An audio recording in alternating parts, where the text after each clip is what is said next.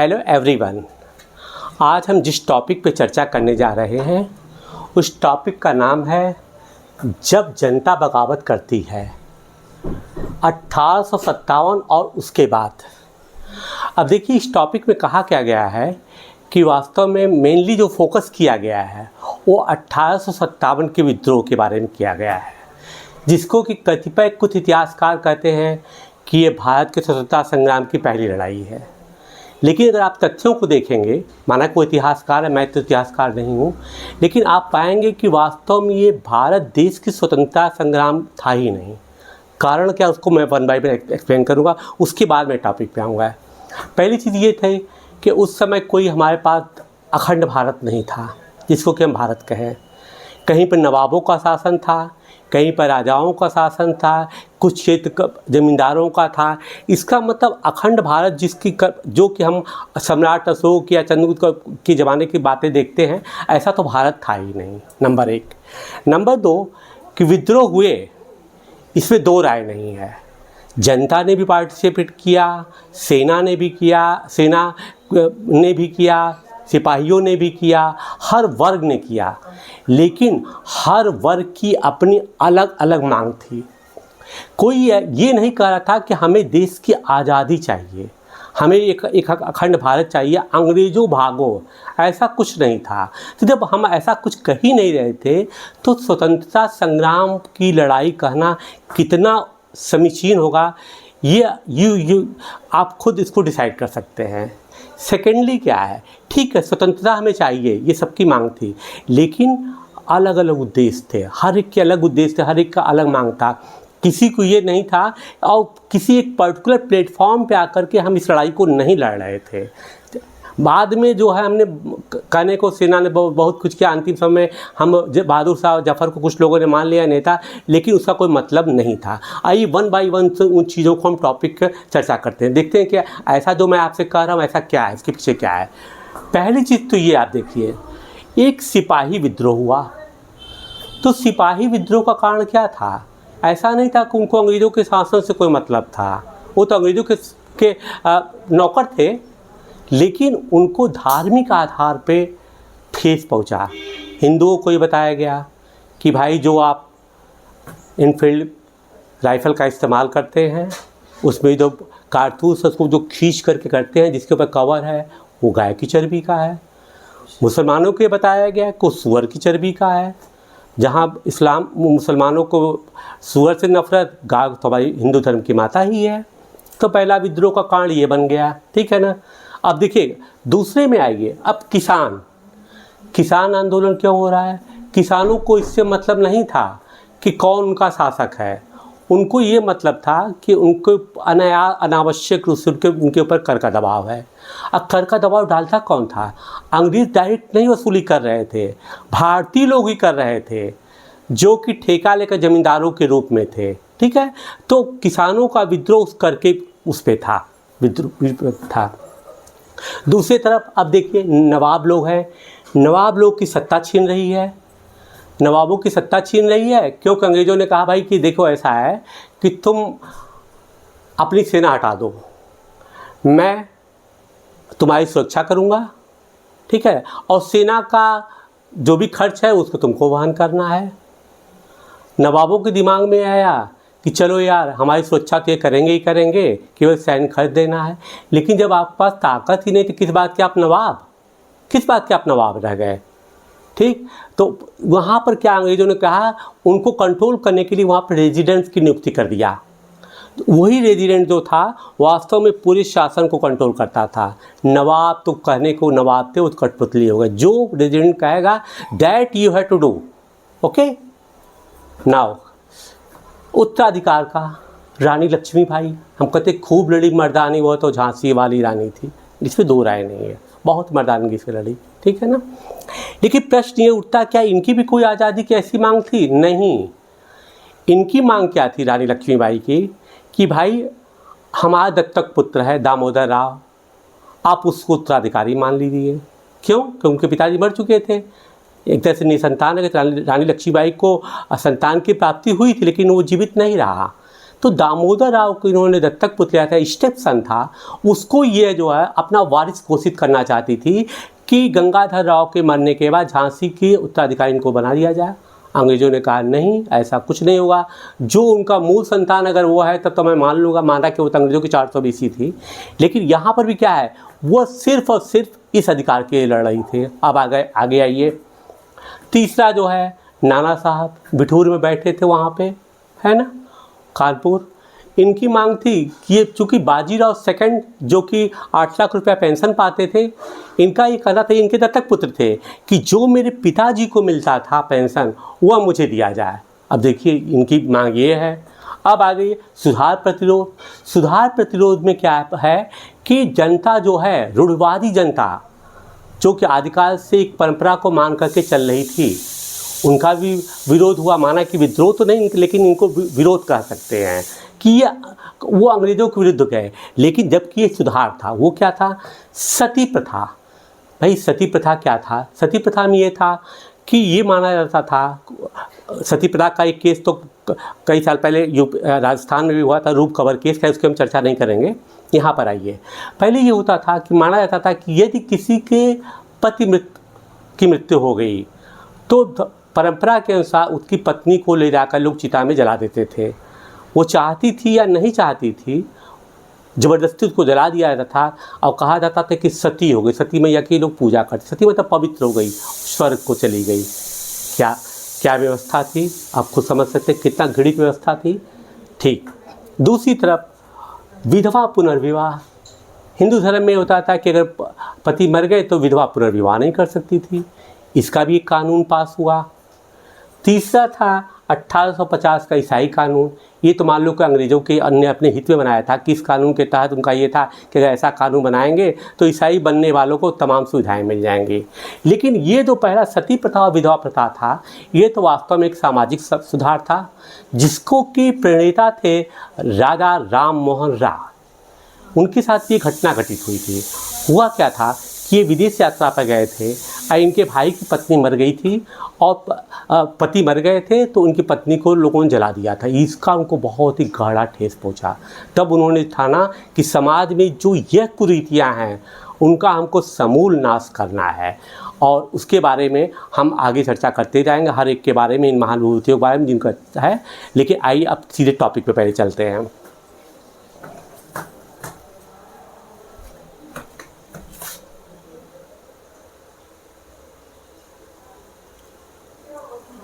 नीतियाँ और लोग। पिछले अध्याय में आपने ईस्ट इंडिया कंपनी की नीतियों और जनता पर उसके प्रभावों के बारे में पढ़ा। इन नीतियों से राजाओं, रानियों, किसानों, जमींदारों, आदिवासियों, सिपाहियों सब पर एक तरह से असर पड़े। आप यह भी देख चुके हैं कि जो नीतियाँ और कार्रवाइयाँ जनता के हित में नहीं होती थी, जो उनकी भावनाओं को ठेस पहुँचाती है, उनका लोग किस तरह से विरोध करते हैं, जिसकी कि मैंने चर्चा किया। नवाबों की छिनती सत्ता। इसके पहले जो है हम एक देखिए चित्र बनाया गया है, सिपाही और किसान विद्रोह के लिए ताकत जुटाते हुए।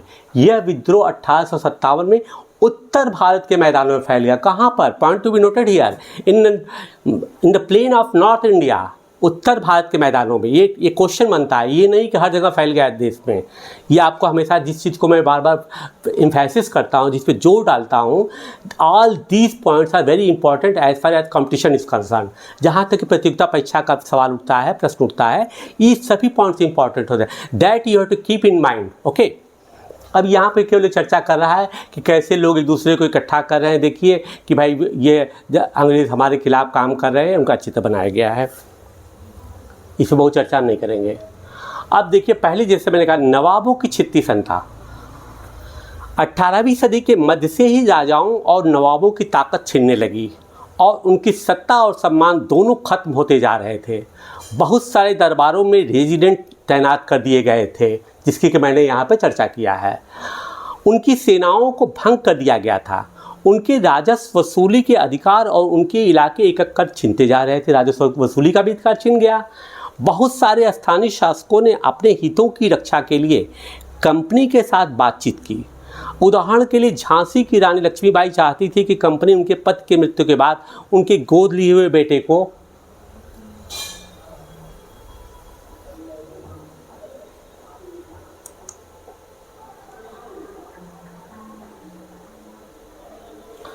राजा मान ले। पेशवा बाजीराव द्वितीय के दत्तक पुत्र नाना साहब ने भी कंपनी से आग्रह किया कि उनके पिता को जो पेंशन मिलती थी वह मृत्यु के बाद उन्हें मिलने लगे। अपनी श्रेष्ठता और सैनिक ताकत के नशे में चूर कंपनी ने इन निवेदनों को ठुकरा दिया। इसकी चर्चा मैं शुरू में कर चुका हूँ। अवध की रियासत अंग्रेजों के कब्जे में जाने वाले आखिरी रियासतों में से थी। ठीक है, 1801 में इसकी चर्चा हम पिछले टॉपिक में कर चुके हैं। 1801 में अवध में एक सहायक संधि थोपी गई और 1856 में अंग्रेजों ने उसे अपने कब्जे में ले लिया। गवर्नर जनरल डलहौजी ने ऐलान किया कि रियासत का शासन ठीक से नहीं चलाया जा रहा है, इसलिए शासन को दुरुस्त करने के लिए ब्रिटिश प्रभुत्व जरूरी है। वो ये दिखा रहे थे कि हम भारतीयों के हित में शासन करना चाह रहे हैं। कंपनी ने मुगलों के शासन को खत्म करने की भी पूरी योजना बना ली थी। कंपनी द्वारा जारी किए गए सिक्कों पर से मुगल बादशाह का नाम हटा दिया गया। 1849 में गवर्नर जनरल डलहौजी ने ऐलान किया। कब किया? 1849 में। क्या ऐलान किया? किसने? Important point. ऐलान किया कि बहादुर शाह के जफर की मृत्यु के बाद बादशाह के परिवार को लाल किले से निकालकर उसे दिल्ली में कहीं और बसाया जाएगा। 1856 में गवर्नर जनरल कैनिंग ने फैसला किया कि बहादुर शाह जफर आखिरी मुगल बादशाह होंगे। ये पॉइंट इंपॉर्टेंट है। उनकी मृत्यु के बाद उनके किसी भी वंशज को बादशाह नहीं माना जाएगा, उन्हें केवल राजकुमारों के रूप में ही मान्यता दी जाएगी। ये देखिए, अब अगला विद्रोह का कारण देखिए, किसान और सिपाहियों को क्या स्थिति बन रही है। कहते हैं कि गांव में किसान और जमींदार भारी भरकम लगान और कर वसूली के सख्त तौर तरीकों से परेशान थे। बहुत सारे लोग महाजनों से लिया कर्ज नहीं लौटा पा रहे थे। इसके कारण उनकी पीढ़ियां पुरानी ज़मीनें हाथ से निकलती जा रही थी। वही जो मैंने टैक्स की बात किया कि टैक्स इतना ज़्यादा हो रहा था, किसान को उपज से ज़्यादा आमदनी से अधिक उनको क्या देना पड़ता था? लगान देना पड़ता था। अब उस लगान को देने के लिए उन्होंने महाजनों से कर्ज लेना शुरू किया, लेकिन सरकार की तरफ से इनको कोई छूट नहीं मिली। चाहे वो अकाल पड़ा, चाहे वो उपज हुआ या नहीं, वो उनको देना ही था। परिणाम क्या हुआ कि सूदखोर महाजनों का सूद दिन पर दिन बढ़ता गया, किसान उसको चुका नहीं पाए थे। अंत में ज़मीन बेचने की स्थिति पैदा हो गई, जिसका कि बुरा असर कृषि कार्यों पर पड़ा। कंपनी के तहत काम आने वाले भारतीय सिपाहियों के असंतोष की अपनी वजह थी। वे अपने वेतन, भत्तों और सेवा शर्तों के कारण परेशान थे। ये भी कारण है। ठीक है, ये तो हमेशा रहता है। इस तरह की समस्याएं तो हमेशा रहती हैं, चाहे वो सरकार किसी के आज के दिन में भी रहती है। ठीक है, कई नए नियम उनकी धार्मिक भावना, जिसकी कि मैं चर्चा कर रहा था, और आस्थाओं को ठेस पहुंचाते थे। क्या आप जानते हैं कि उस ज़माने में बहुत सारे लोग समुद्र पार नहीं जाना चाहते थे। उन्हें लगता था कि समुद्र यात्रा से उनका धर्म और जाति भ्रष्ट हो जाएंगे। जब 1824 में सिपाहियों को कंपनी की ओर से लड़ने के लिए समुद्र के रास्ते बर्मा जाने का आदेश मिला, तो उन्होंने इस हुक्म को मानने से इनकार कर दिया। कब आदेश मिला था? कब? कहाँ के लिए? 1824 में। कब मिला है? बर्मा के लिए। इन्होंने इनकार कर दिया।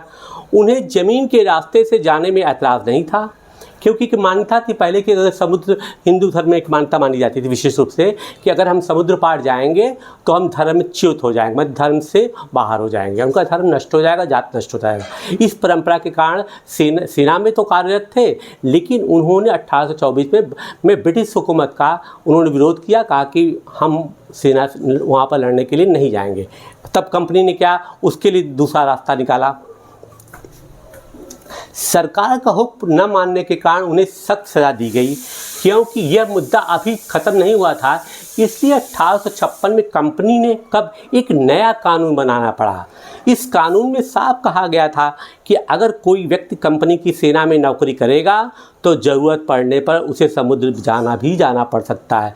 1824 में उन्होंने मना किया। 1856 में कानून ऐसा बना दिया गया जिसमें कि अनिवार्य कर दिया गया कि अगर कंपनी को ज़रूरत है तो you will have to go, you have got no option but to go there. आपके पास कोई दूसरा विकल्प नहीं है, आपको on the behalf of East India Company army आपको जाना ही जाना है। सिपाही गांव के हालात से भी परेशान थे। बहुत सारे सिपाही खुद किसान थे, वे अपने परिवार गांवों से छोड़कर आए थे, लिहाजा किसानों का गुस्सा जल्दी ही सिपाहियों में भी फैल गया। अब देखिए क्या है, अब वही जो मैं कह रहा हूँ, किसानों का विद्रोह, सिपाही विद्रोह जो है, किसान का विद्रोह, ये जन विद्रोह में फैल रहा है। दोनों को देखिए आप, क्या है, क्योंकि सिपाही कहाँ से, गाँव से आए हैं। तो जब सिपाही परेशान हैं और किसानों का और किसान भी परेशान है उसी परिवार से जहाँ पे कर अनावश्यक कर वसूली से परेशान है, तो इन्हीं का गुस्सा जो है सिपाहियों में भी फैल गया आगे जा करके।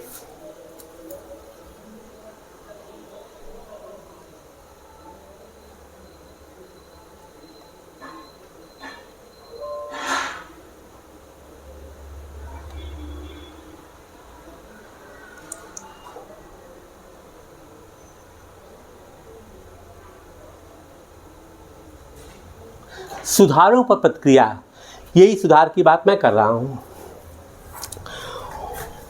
वो कह रहे हैं कि अंग्रेज़ों को लगता था कि भारतीय समाज को सुधारना जरूरी है। सती प्रथा को रोकने और विधवा विवाह को बढ़ावा देने के लिए कानून बनाए गए। अंग्रेजी भाषा की शिक्षा को जमकर प्रोत्साहन दिया गया। लॉर्ड मैकाले की बात कर रहे हैं वो, उसकी चर्चा बाद में करेंगे। 1830 के बाद कंपनी ने ईसाई मिशनरियों को खुलकर काम करने और यहाँ तक कि ज़मीन व संपत्ति जुटाने की भी छूट दे दी। 1850 में एक नया कानून बनाया गया जिससे ईसाई धर्म को अपनाना और आसान हो गया है। इस कानून में क्या प्राविधान किया गया है, देखिए धर्मांतरण की बात है 1850 के कानून से। इस कानून में प्रावधान किया गया था कि अगर कोई भारतीय व्यक्ति ईसाई धर्म अपनाता है तो उसे भी पुरखों की संपत्ति पर उसका अधिकार पहले जैसा ही रहेगा। बहुत सारे भारतीयों को यकीन हो गया था कि अंग्रेज़ उनका धर्म, उनके सामाजिक रीति रिवाज और परंपरागत जीवन शैली को नष्ट कर रहे हैं। इसका मतलब क्या हुआ कि अब आपको यहाँ पर छूट इसलिए दी जा रही है, मान लिया जाएगा ठीक आपके पुरखों की संपत्ति या आपके बाप दादा की संपत्ति मान लिया जाएगा, प्रोवाइडेड दैट, बशर्ते कि आप ईसाई धर्म स्वीकार कर लें। और उसके लिए कानून 1850 बनाया गया। तब भारतीयों को लग गया कि अंग्रेज़ों का अभी तक तो हमारी संपत्ति पे ही हड़प रहे थे और सब कुछ कर रहे थे, अब तो ये हमारे धर्म को भी नष्ट करना चाहते हैं। तो इसी विद्रोह में का कारण एक ये भी बन गया। दूसरी तरफ ऐसे भी भारतीय थे जो मौजूदा सामाजिक व्यवस्था में बदलाव चाहते थे। इन सुधारकों और उनके सुधार आंदोलन के बाद में के बारे में आप अध्याय 8 में पढ़ेंगे। अब देखिए, जिस सुधारक की वो बात कर रहे हैं, राजा राय मोहन राय, ठीक है ना, ये अभी हम इसकी चर्चा कर दे रहे हैं। सती प्रथा कानून 4 दिसंबर 1829 को क्या हुआ था, बंगाल सती रेगुलेशन पास हुआ। उस समय कौन था, लॉर्ड विलियम बेंटिक। ये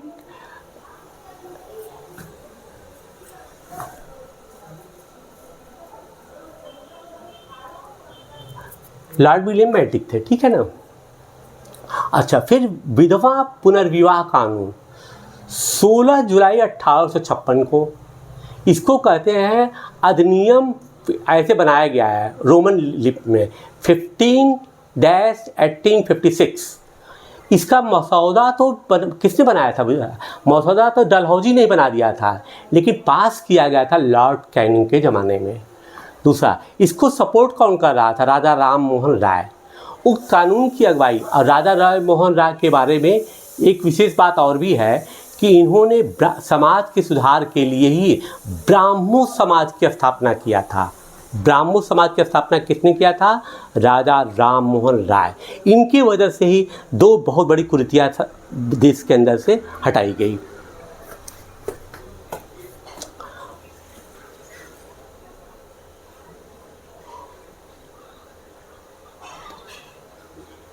अब देखिए एक चित्र बनाया गया है, उसमें लिखा गया है कि उत्तर भारत के बाज़ारों में सिपाही खबरें और अफवाहें फैलाते हुए। मेरी समझ में नहीं आ रहा है कि एक भारतीय कैसे लिख रहा है, या ये चित्र में या तो ये चित्र ऐसा होगा जिसको अंग्रेज़ों ने बनाकर लिखा होगा। भाई एक भारतीय के बारे में जो कि जन विद्रोह की बात हो रही, जो कि अंग्रेज़ों का विरोध कर रहा है, विचार विमर्श या खबरें फैलाना तो अच्छी बात समझे, उसको ये कहना कि वो अफवाह फैला रहा है, how for it is correct, I am unable to understand. कितना समीचीन होगा कि हम अपने लोगों को ही कहें जो कि देश के बारे में या अपने उत्पीड़न के विरुद्ध आवाज़ उठा रहे हैं, हम उनको कह रहे हैं कि अफवाह फैला रहा है। मे बी के चित्र किसी अंग्रेज़ ने बनाया रहा होगा, उसी को ट्रांसलेट किया गया हो। मैं इस पर बहुत ज़्यादा चर्चा नहीं करूँगा कि रीज़न बीइंग कि NCERT जो कहता है as far as competition is concern we have to follow that.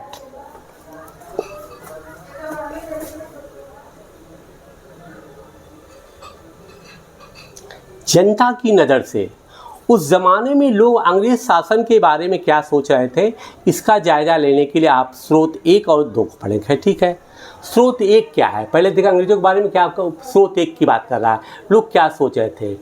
यहाँ महाराष्ट्र के गांव में रहने वाले ब्राह्मण, कौन ब्राह्मण, विष्णु भट्ट गोस्के द्वारा लिखी गई पुस्तक माझा प्रवास के कुछ अंश दिए गए हैं।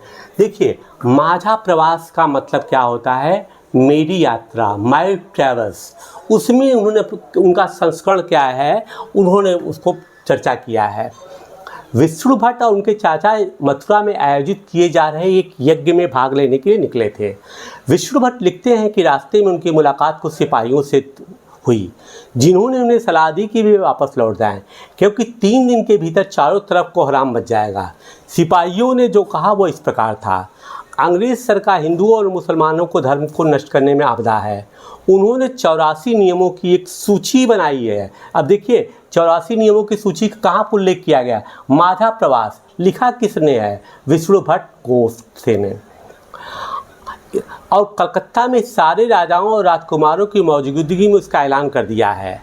उन्होंने, मतलब सिपाहियों ने बताया कि राजा इन नियमों को मानने के लिए तैयार नहीं है। उन्होंने अंग्रेज़ों को घातक परिणामों की चेतावनी दी है। राजाओं ने कहा है कि अगर ये नियम लागू किए गए तो भारी उथल पुथल मच जाएगी कि राजा भारी गुस्से में अपनी राजधानियों को लौट गए हैं। तमाम बड़े लोग योजनाएं बना रहे हैं। धर्म युद्ध के लिए तारीख तय कर ली गई थी और मेरठ छावनी से एक गुप्त योजना तैयार करने के विभिन्न छावनियों में भेज दी गई थी। वो उसकी चर्चा कर रहे हैं कि 84 नियम बनाए गए थे कि भाई ये 84 पॉइंट हमको नहीं फॉलो करना है। एक तरह से उनका कहना था कि एक जन समुदाय की भावना थी और उसी की वो चर्चा कर रहे हैं कि अगर इनमें से एक भी चीज़ को अंग्रेज़ों करेंगे तो जन विद्रोह हो जाएगा, हमको इन सब चीज़ों को नहीं मानना है।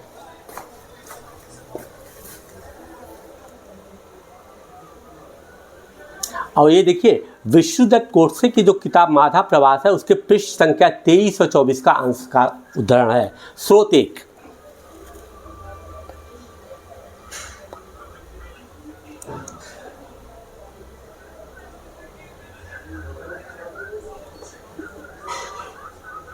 स्रोत 2 की चर्चा कर रहे हैं। जल्दी ही हर टुकड़ी में उत्तेजना छा गई। उस दौर की एक और झलक सूबेदार सीताराम पांडे के संस्मरण में मिलती है। किसका? सूबेदार सीताराम पांडे। सीताराम पांडे को 1812 में बंगाल नेटिव आर्मी के सिपाही तौर पर भर्ती किया गया था। कहाँ किया गया था? 1812 में। ये कौन थे? सूबेदार सीताराम पांडे। कहाँ थे? बंगाल नेटिव आर्मी में। उन्होंने 48 साल तक नौकरी की और 1860 में भी सेवानिवृत्त हुए। उन्होंने बगावत को दबाने में अंग्रेज़ों की मदद की, हालांकि उनका बेटा भी विद्रोहियों के साथ था और अंग्रेज़ों ने उसे सीताराम की आंखों के सामने ही मार डाला था। अपनी सेवानिवृत्ति के बाद, अब देखिए इनके बेटे को मार डाला गया लेकिन फिर भी अंग्रेज़ों का साथ दे रहे थे वो। अपनी सेवानिवृत्ति के बाद उनके उनके कमान अफसर, कौन कमान अफसर थे? कमान अफसर नॉर्गेट ने उन्हें अपने संस्मरण लिखने के लिए प्रेरित किया। किसने प्रेरित किया था? नॉर्गेट ने। नॉर्गेट सीताराम ने 1861 में अवधी भाषा में, किस भाषा में, अवधी भाषा में अपने संस्करण लिखे, जिसका नॉर्गेट ने अंग्रेजी में अनुवाद किया और फ्रॉम सिपाही टू सूबेदार, सिपाही से सूबेदार तक के नाम से प्रकाशित करवाया। मतलब सिपाही से भर्ती हुई थे और इनकी अंतिम जब सेवानिवृत्त हुए थे सूबेदार, वो कौन थे, सीताराम पांडे। और इस बुक लिखा किस में गया था, अवधी भाषा में, है ना, ठीक है। सीताराम पांडे के संस्मरणों का एक अंश इस प्रकार से था, इसको हम तेजी से पढ़ लेते हैं। वो क्या कहना चाहते थे उसमें, देखिए वो कैसे चर्चा कर रहे हैं। करें कि मेरा मानना है कि अवध पर हुए कब्जे से सिपाहियों के भीतर गहरा अविश्वास भर गया था और इस सरकार के खिलाफ साजिशें रचने लगे थे। अवध के नवाब और दिल्ली के बादशाह के नुमाइंदों को सेना के नब्ज जानने के लिए पूरे भारत में भेज दिया गया था। उन्होंने सिपाहियों की भावनाओं को और हवा दी। उन्होंने सिपाहियों को बताया कि विदेशियों ने बादशाह के साथ कितना बड़ा धोखा किया है। उन्होंने 1000 झूठ गढ़ डाले और सिपाहियों को अपने मालिकों और अंग्रेज़ों के खिलाफ बगावत करने के लिए उकसाया ताकि दिल्ली में बादशाह को दोबारा गद्दी पर बैठाया जा सके। उनकी दलील थी कि अगर सिपाही मिलकर काम करें और इन सुझावों पर अमल करें तो सेना ऐसा कर सकती है।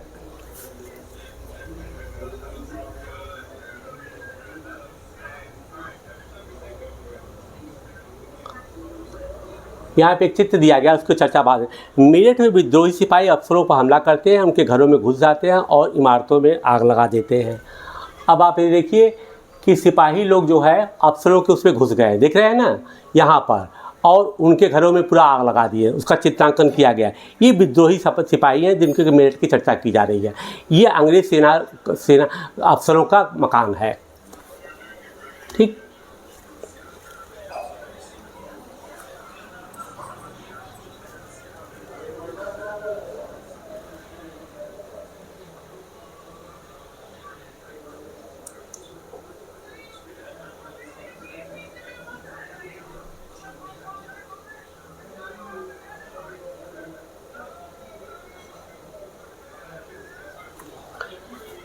संयोग से इसी समय सरकार ने हर एक रेजिमेंट के कुछ लोगों को नई राइफल के इस्तेमाल का तरीका बताने के लिए अलग अलग छावनियों में भेजा। इन लोगों ने कुछ समय तक सिपाहियों को प्रशिक्षण दिया। इसी दौरान न जाने कहां से खबर फैल गई कि इन राइफलों में इस्तेमाल होने वाले कारतूसों पर गाय और सुअर की चर्बी का लेप चढ़ाया गया है। हमारी रेजिमेंट के लोग दूसरे लोगों को लिखकर ये खबर भेजने लगे और जल्दी हर एक रेजिमेंट में उत्तेजना का माहौल बन गया। कुछ लोगों ने कहा कि उनकी 40 साल की नौकरी में सरकार ने उनके मजहब को चोट पहुंचाने के लिए अभी कुछ नहीं किया था, लेकिन जैसा कि मैंने पहले ही जिक्र किया, अवध पर कब्जे के कारण सिपाही पहले ही गुस्से में थे। स्वार्थी लोगों ने फौरन यह कहानी गढ़ दी कि अंग्रेज़ ने तो सबको ईसाई बनना चाहते हैं, इसलिए उन्होंने ऐसा कारतूस तैयार किया ताकि उन्हें इस्तेमाल करने से मुसलमान और हिंदू दोनों धर्म नष्ट हो जाएं। कर्नल साहब का यह मानना था कि ये बेचैनी जो उन्हें अभी साफ दिखाई दे रही थी, इस बार भी अपने आप ख़त्म हो जाएगी और उन्होंने मुझे घर जाने की हिदायत दी। अब देखिए सीताराम पांडे किताब का पृष्ठ संख्या 162-63 का है उल्लेख। अब आता है सैनिक विद्रोह। सैनिक विद्रोह क्या होता है? जब सिपाही इकट्ठा होकर अपने सैनिक अफसरों का हुक्म मानने से इनकार कर देते हैं, तब क्या कहा जाता है? ये सैनिक विद्रोह हो गए, तो परिभाषा है। अब सैनिक विद्रोह जन विद्रोह कैसे बन गया? यद्यप शासक और प्रजा के बीच संघर्ष कोई नई बात नहीं होती है, बात सही है, लेकिन कभी कभी ये संघर्ष इतने फैल जाते हैं कि राज्य की सत्ता छिन्न भिन्न हो जाती है। बहुत सारे लोग ये मानने लगे हैं कि उन सबका शत्रु एक है, इसलिए वे सभी कुछ करना चाहते हैं। इस तरह की स्थिति में हालात अपने हाथ में लेने के लिए लोगों को संगठित होना पड़ता है, उन्हें संचार, पहलकदमी और आत्मविश्वास का परिचय देना पड़ता है। भारत अब यह वो कह रहे हैं कि देखिए कभी कभी स्थितियाँ ऐसी बन जाती है कि जैसे यहाँ पर अंग्रेज़ हैं, अंग्रेज़ हर कोने में हर लोगों को परेशान कर रहे हैं, तो जनता के बीच एक भावना, एक परसेप्शन बन गया कि हम लोगों का शत्रु एक ही है, चाहे वो उनको परेशान कर रहा है चाहे उन्हें परेशान कर रहा है, तो इनके विरुद्ध विद्रोह लाजमी है। वो इसी बात को कह रहे हैं। भारत के उत्तरी भागों में 1857 में ऐसी स्थिति पैदा हो गई थी। फतह और शासन के 100 साल के बाद ईस्ट इंडिया कंपनी के एक भारी विद्रोह से जूझना पड़ रहा था। मई 1857 में शुरू हुई इस बगावत ने भारत में कंपनी का अस्तित्व ही खतरे में डाल दिया था। मेरठ से शुरू करके सिपाहियों ने कई जगह बगावत की। समाज के विभिन्न तबकों के असंख्य लोग विद्रोही तेवरों के साथ उठ खड़े हुए। कहाँ शुरू हुआ है ये? मेरठ, है ना। कुछ लोग ये मानते हैं कि 19वीं सदी में उपनिवेशवाद के खिलाफ दुनिया भर में यह सबसे बड़ा सशस्त्र संघर्ष था। देखिए इंपॉर्टेंट पॉइंट क्या है, कहाँ से शुरू हुआ है ये संघर्ष? ये मेरठ से माना जाता है, सिपाहियों के संघर्ष से।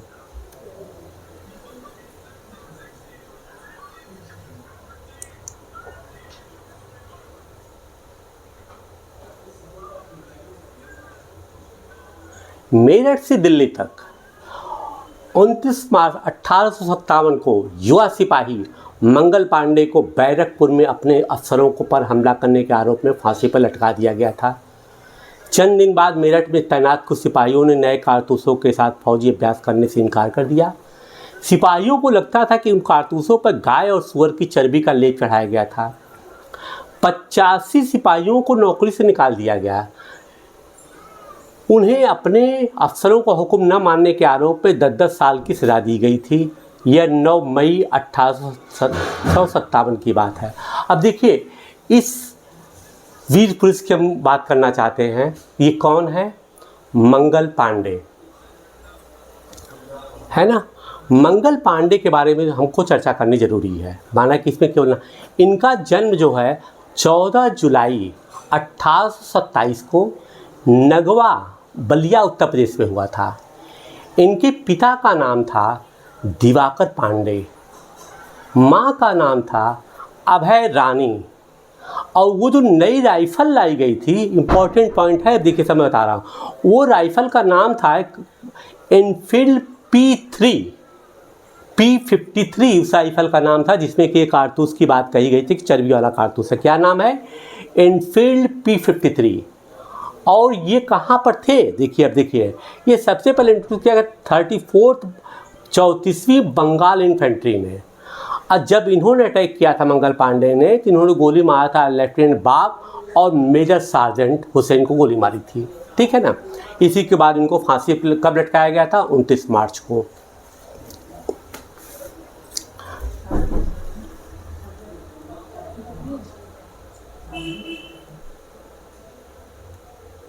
कैवलरी लाइन में युद्ध 3 जुलाई 1857 को 3000 से ज़्यादा विद्रोही बरेली से, कहाँ से? बरेली से दिल्ली आ पहुँचे। उन्होंने यमुना को पार किया और ब्रिटिश कैवलरी चौकियों पर धावा बोल दिया। यह युद्ध पूरी रात तक चलता रहा। कब की घटना है? कैवलरी लाइनों में युद्ध 3 जुलाई 1857 में। अब बरेली से कौन पहुँचे, इसकी चर्चा हम बाद भी करेंगे। देखिए भारत माँ के इस वीर सपूत को आप देखिए, मंगल पांडे, जिनकी स्मृति में टिकट जारी किया गया है, उनको देखिए आप, है ना। इन्होंने फिरंगियों के विरुद्ध बात किया था। फिरंगी का मतलब क्या है? विदेशी। इस शब्द में अपमान का भाव आता है। इन्होंने फिरंगी, मंगल पांडे ने कहा फिरंगियों को हटाओ, तो फिरंगी का यहाँ तात्पर्य विदेशी से था। तो विदेशी से मतलब इनका तात्पर्य था अंग्रेजों से, ठीक है, और किसी से इनका तात्पर्य यहाँ पर नहीं था।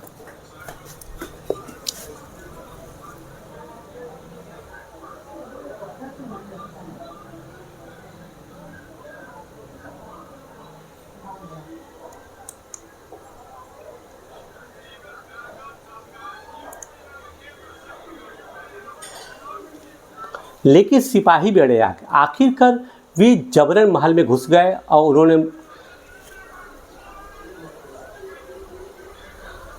उन्होंने बहादुर शाह जफर को अपना नेता घोषित कर दिया।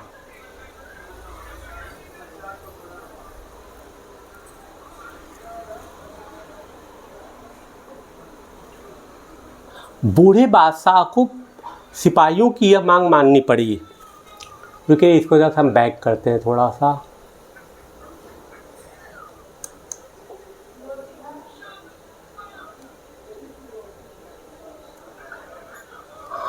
हाँ, मेरठ के कुछ सिपाहियों की एक टोली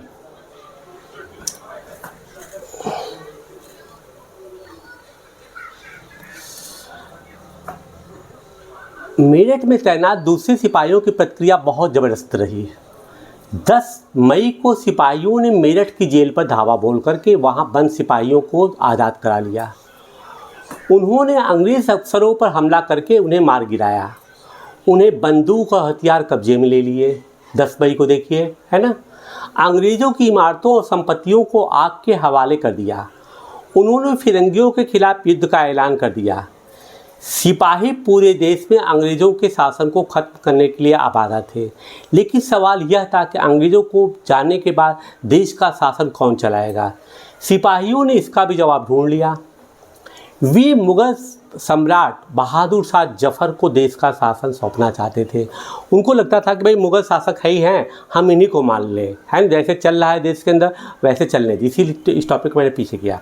मेरठ के कुछ सिपाहियों की टोली 10 मई की रात को घोड़ों पर सवार होकर मुँह अंधेरे ही दिल्ली पहुंच गई। कहाँ पहुंच गई? दिल्ली। जैसे ही उनके आने की खबर फैली, दिल्ली में तैनात टुकड़ियों ने भी बगावत कर दिया। दिल्ली के सैनिक भी कर दिए कि अच्छा है। यहाँ भी अंग्रेज़ अफसर मारे गए। देसी सिपाहियों ने हथियार व गोला बारूद कब्जे में ले लिया और उनकी इमारतों को आग लगा दिया। विजयी सिपाही लाल किले की दीवारों के आसपास जमा हो गए। वे बादशाह से मिलना चाहते थे। बादशाह अंग्रेज़ों की भारी ताकत से दो दो हाथ करने को तैयार थे।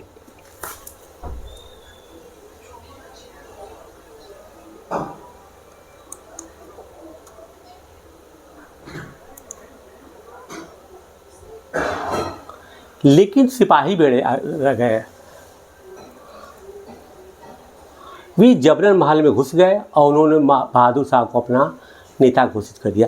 अब कहते क्या है कि जब ये यहाँ की सैन्य टुकड़ी जो है वह दिल्ली पहुँच गई तो दिल्ली में भी विद्रोह पैदा हो गया। अब ये दोनों सैनिकों का संगम हो गया और उन्होंने कहा कि हमारे नेता बहादुर शाह जफ़र ही रहेंगे। ठीक है।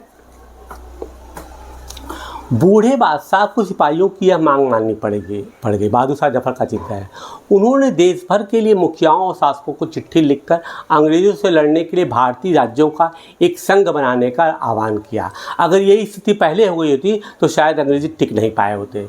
बहादुर शाह के इस एकमात्र कदम के गहरे परिणाम सामने आए। अंग्रेज़ों से पहले देश के एक बहुत बड़े हिस्से पर मुग़ल साम्राज्य का ही शासन था। ज़्यादातर छोटे शासक और रजवाड़े मुग़ल बादशाह के नाम पर ही अपने इलाकों का शासन चलाते थे।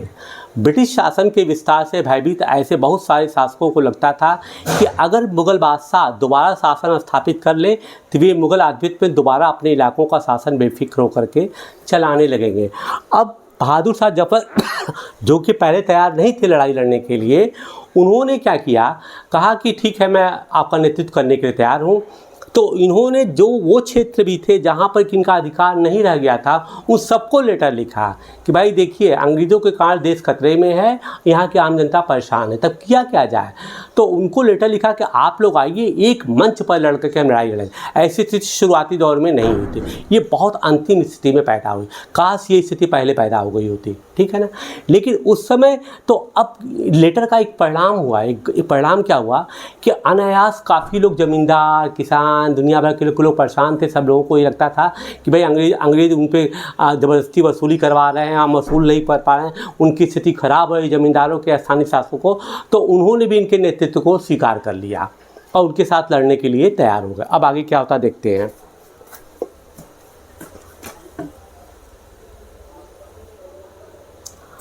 अंग्रेज़ों को इन घटनाओं की उम्मीद नहीं थी। उन्हें लगता था कि कारतूसों के मुद्दे पर पैदा हुई उथल पुथल कुछ समय में ही शांत हो जाएगा।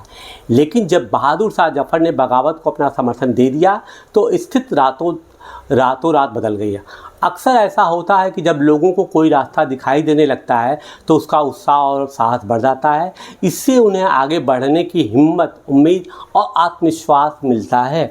अब देखिए, विद्रोह के कारण अलग अलग थे, लेकिन अब लोगों को लगा कि नहीं, ये विद्रोह हमारा अब अंग्रेज़ों के खिलाफ एक हो रहा है ना।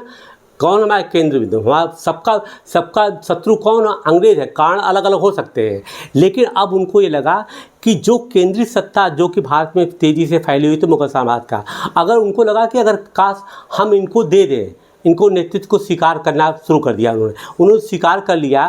तो अब स्थिति बदलती कि अंग्रेज़ों को लगा था कि ये छोटे मोटे जो विद्रोह हो रहे हैं, कारतूस का मामला है, तो ये मामला वो मामला है, सब शांत हो जाएगा। लेकिन अंग्रेज़ों को लग गया कि नहीं, अब स्थिति बहुत बिगड़ रही है। अब देखिए आगे क्या होता है। बगावत फैलने लगी।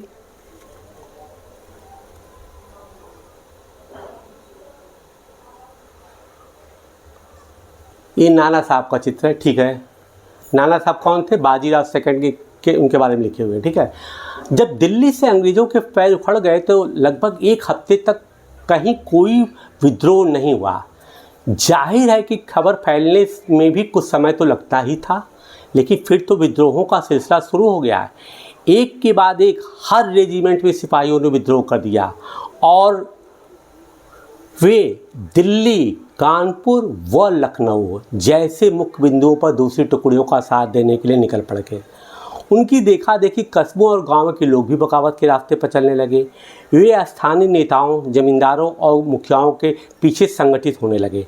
ये लोग अपनी सत्ता स्थापित करने लगे और अंग्रेज़ों से लोहा लेने के लिए तैयार थे।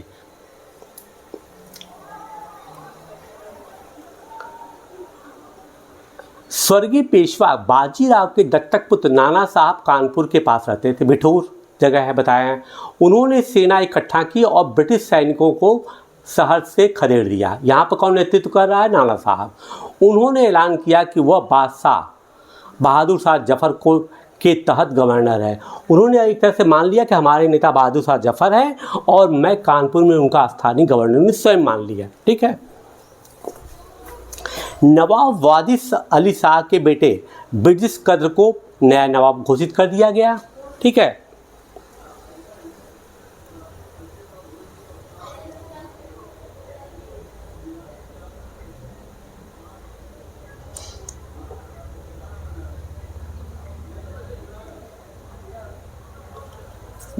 ब्रिटिश कद्र ने भी बहादुर शाह जफर को अपना बादशाह मान लिया।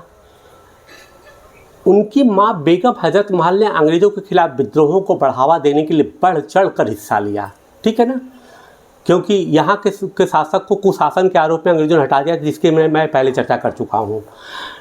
बेगम हजरत महल ने खिला, ठीक है। झांसी में रानी लक्ष्मीबाई ने भी विद्रोही सिपाहियों के साथ जा मिली। उन्होंने नाना साहब की सेनापति तात्या टोपे के साथ मिलकर अंग्रेज़ों को भारी चुनौती दी। किसके साथ? नाना साहब की सेनापति तात्या टोपे के साथ मिलकर अंग्रेज़ों को भारी चुनौती दी।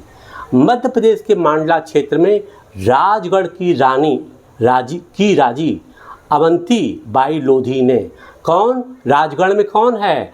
राजी अवंती बाई लोधी ने 4000 सैनिकों की फौज तैयार की और अंग्रेज़ों के खिलाफ उसका नेतृत्व किया, क्योंकि ब्रिटिश शासन ने उनके राज्य के प्रशासन पर नियंत्रण कर लिया था। यहाँ भी देखिए क्या है, ब्रिटिश शासन जो है इनके खिलाफ किया तो ये भी खड़ी हो गई। मतलब काश अगर ये लोग शुरू में एक साथ नेतृत्व मान लिए होते तो स्थिति बदल गई होती। अब आइए हम देखते हैं कि रानी लक्ष्मीबाई कौन है। रानी लक्ष्मीबाई का असली नाम था मणिकर्णिका तांबे। इनके नाम पर वाराणसी में गंगा जी के किनारे एक घाट भी बनाया गया, उसका नाम है मणिकर्णिका घाट। इनका पूरा नाम था मणिकर्णिका घाट। पिता का नाम था मोरोपंत तांबे, ठीक है ना, ये मराठी ब्राह्मण थे वैसे वास्तव में। माँ का नाम था भगीरथ सप्रे। इनको जो है उपनाम दिया गया था, जो कि नाना साहब ने दिया था, मनु। इनका जन्म वाराणसी में 19 नवंबर 1828 को हुआ था। इनके पति का नाम था गंगाधर राव नेवालकर और इनके दत्तक पुत्र दामोदर राव थे, ठीक। हम बार बार ऐसे लोगों को जिनका कि विशेष योगदान रहा है इस लड़ाई में या विशेष भूमिका रही है, उनके बारे में मैंने अलग से जानबूझ करके बना दिया है टॉपिक को थोड़ा सा इंटरेस्टिंग और आपकी जानकारी के लिए, जिससे आपको ये ना मालूम हो कि रटाए कि रानी लक्ष्मीबाई ने किया। कौन थी वो, कहाँ से थी, कैसे थी, कौन था, क्यों लड़ाई लड़ी, ये सब तो आपको जानकारी होनी चाहिए ना।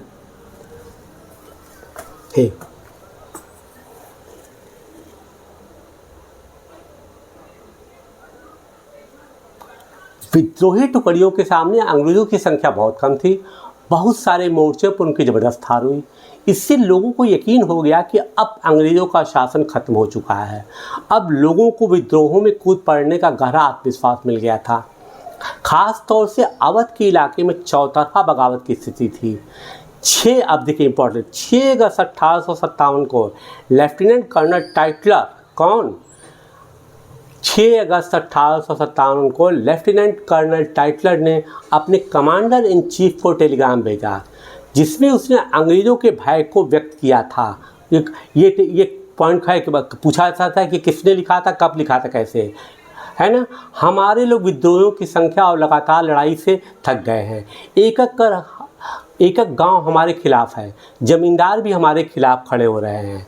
अब ये लेटर का आपसे जिक्र किया जा सकता है कि किसने लिखा था, कब लिखा था। इस दौरान बहुत से महत्वपूर्ण नेता सामने आए। उदाहरण के लिए ये बड़ा इम्पोर्टेंट है, फैज़ाबाद के मौलवी अहमदुल्ला शाह ने भविष्यवाणी कर दी थी कि अंग्रेज़ों का शासन जल्दी ही खत्म हो जाएगा। वह समझ चुके थे कि जनता क्या चाहती है। अब देखिए, जब कोई मौलवी या धार्मिक नेता किसी चीज़ का आह्वान कर देता है तो ये जनता उसके पीछे भागती है। क्यों? क्योंकि मानता है कि इनकी वाणी जो ईश्वरीय वाणी है। तो जब मौलवी भविष्यवाणी करने लगेंगे तो लोग पीछे उनके भागेंगे ही। इसी आधार पर उन्होंने अपने समर्थकों की एक विशाल सेना संख्या जुटा ली। अपने समर्थकों के साथ वे भी अंग्रेज़ों से लड़ने के लिए लखनऊ जा पहुँचे। कहाँ पहुँचे? लखनऊ। दिल्ली में अंग्रेज़ों का सफाया करने के लिए बहुत सारे गाजी यानी धर्म योद्धा, ये परिभाषा है। गाजी किसको? गाजी में सुनते हैं धर्म योद्धा, जो धर्म की लड़ाई करता है उसको क्या कहते हैं? गाजी। गाजी का तात्पर्य है धर्म योद्धा। इकट्ठा हो गए थे। बरेली के सिपाही बख्त खान, कहाँ के सिपाही थे? इनका बड़ा नाम इम्पोर्टेंट है। ये कहाँ के थे? बरेली के सिपाही बख्त खान ने लड़ाकों की एक विशाल टुकड़ी के साथ दिल्ली की ओर कूच कर दिया। वह इस बगावत में एक मुख्य व्यक्ति साबित हुए। बिहार के एक पुराने जमींदार, बहुत इम्पोर्टेंट है, कुंवर सिंह ने भी विद्रोही सिपाहियों का साथ दिया और महीनों तक अंग्रेज़ों से लड़ाई लड़ी। तमाम इलाके के नेता और लड़ाके इस युद्ध में हिस्सा ले रहे थे। ये देखिए लक्ष्मीबाई का चित्र है और ये वीर कुंवर सिंह जो कहाँ के हैं? जमींदार कुंवर से, बिहार। ये एक्चुअली जगदीशपुर आरा के थे। वैसे ब्रिटिश टुकड़ियाँ विद्रोहों पर हमला करती, जिन्होंने दिल्ली के लाल किले, दाएं और सलीमगढ़ के काल पर कब्जा किया हुआ था। अब देखिए ब्रिटिश टुकड़ियों का हमले का ये चित्र दिखा रहा है। कहाँ दिखा रहा है? ब्रिटिश टुकड़ियाँ विद्रोह पर हमला करती है जिन्होंने दिल्ली के लाल किले तथा सलीमगढ़ किले पर कब्जा किया हुआ था।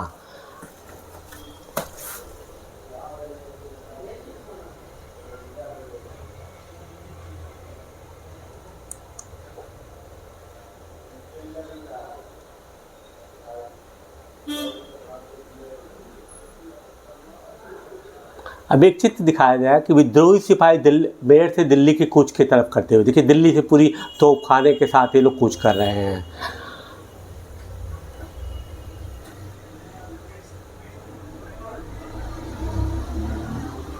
ये पूरा डिटेल दिया जा रहा है कि कैसे गाड़ियों पर लदे हुए थे, क्या है इनकी, और इनकी कतार 7 मील लंबी थी। बता रहा है कि किस तरीके से इन्होंने अंग्रेज़ों को पर अटैक किया था। अब देखिए अभी तक तो अंग्रेज़ों की पराजय हो रही है ना। अब अंग्रेज़ जो है एक पलटवार कर रहे हैं। उस पलटवार का दृश्य क्या, वो देखिए। इस उथल पुथल के बावजूद अंग्रेज़ों ने हिम्मत नहीं छोड़ी। कंपनी ने अपनी पूरी ताकत लगाकर विद्रोह को कुचलने का फैसला किया। उन्होंने इंग्लैंड से और फौजी मंगवाए। विद्रोहियों, अब देखिए अब लड़ने के लिए इंग्लैंड से फौजी आ गए। विद्रोहियों को जल्दी सजा देने के लिए नए कानून बनाए गए और विद्रोह के मुख्य केंद्रों पर धावा बोल दिया गया। सितंबर 1857 में दिल्ली दोबारा अंग्रेज़ों के कब्जे में आ गई। अंतिम मुगल बादशाह बहादुर शाह जफ़र पर मुकदमा चलाया गया और उन्हें आजीवन कारावास की सज़ा दी गई, जिसकी चर्चा हम पहले कर चुके हैं। अब यहाँ पे इम्पॉर्टेंट पॉइंट ये है कि इस दिल्ली के लाल किले पर कब्जा करने के लिए जॉन निकोलसन ने पूरी तैयारी किया था और इसी में वो घायल हुए, बाद में मर भी गए। जॉन निकोलसन अंग्रेज सेना के लेफ्टिनेंट थे जिन्होंने कश्मीरी गेट की तरफ से हमला किया था और वे सफल हुए थे। अब आप प्रश्न उठता है कि कश्मीरी गेट क्या है। असल में वो गेट जिसका कि रास्ता मुख्य नॉर्थ के तरफ कश्मीर के तरफ जाता है, इसीलिए उसका नाम कश्मीरी गेट रख दिया गया है। ऐसे ही दिल्ली में एक अजमेरी गेट है जिसका रास्ता राजस्थान के अजमेर शरीफ के तरफ जाता है, इसलिए उसका नाम अजमेरी गेट है। खैर चलिए, ये पॉइंट अलग हो जाता है।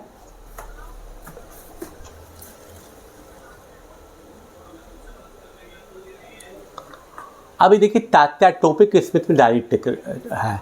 अब तात्या टोपे के बारे में जान लें, इस वीर सपूत के बारे में भी जान लें। तात्या टोपे कौन थे? इनका नाम, पूरा नाम था रामचंद्र पांडुरंग राव।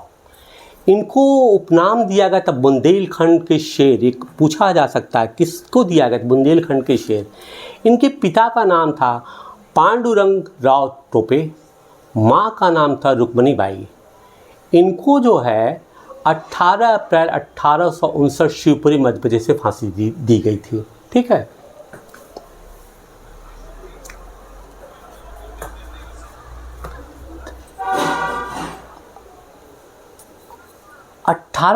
मार्च 1858 में लखनऊ अंग्रेजों के कब्जे में चला गया। जून 1858 में रानी लक्ष्मीबाई की शिकस्त हुई और उन्हें मार दिया गया। दुर्भाग्यवश ऐसी ही रानी अवंतीबाई लोधी के साथ हुआ। खेड़ा की शुरुआती विजय के बाद उन्होंने अपने आप को अंग्रेजी फौज से गिरा पाया और वे शहीद हो गई। देखिए, ऐसी सी वीरांगनाएँ हैं, बड़ा दुर्भाग्य से कहना पड़ता है, माना कि मैं पढ़ा रहा हूँ, लेकिन ऐसी सी वीरांगनाएँ हैं जिन्होंने कि अंग्रेज़ों की प्रतंत्रता या किसी तरीके से स्वीकार नहीं किया। लेकिन हम में आप में से कितने लोग इनको जानते हैं? हम चर्चा करते हैं तो अधिकांश जो है चाटुकारों का ही नाम इतिहास के पन्नों में ज़्यादातर दिखाया जाता है कि उन्होंने ही देश के लिए बहुत काम किया। ऐसे लोगों को तो हम विस्मृत कर जाते हैं, या कभी कभी कोई सत्ता आती है तो कोई डाक टिकट जारी कर देती है। तो डाक टिकट जारी करने से कौन सा फ़ायदा होता है? कहाँ हम किसको जानते हैं? अब देखिए, तात्या टोपे मध्य भारत के जंगलों में रहते हुए आदिवासियों और किसानों की सहायता से छापा मार युद्ध चलाते रहे, हारने के बावजूद भी। ठीक है। जिस तरह पहले अंग्रेजों के खिलाफ मिली सफलताओं ने उन्हें विद्रोहियों का उत्साह मिला था, उसी तरह विद्रोही ताकतों की हार से अंग्रेजों को हिम्मत टूटने लगी। बहुत सारे लोगों ने विद्रोहियों का साथ छोड़ दिया। अंग्रेजों ने भी लोगों को विश्वास जीतने के लिए हर संभव प्रयास किए। उन्होंने वफादार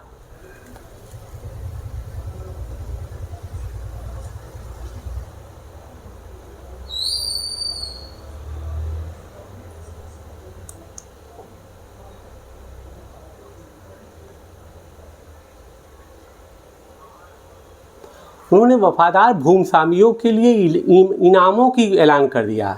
अब देखिए, उनके लिए तो वफादार थे, लेकिन देश के लिए क्या थे? वो तो गद्दार थे ना, है। उन्होंने आश्वासन दिया गया उन्हें कि उनकी ज़मीन पर उनके परंपरागत अधिकार बने रहेंगे। ये देखिए, लालच मिल रहा है।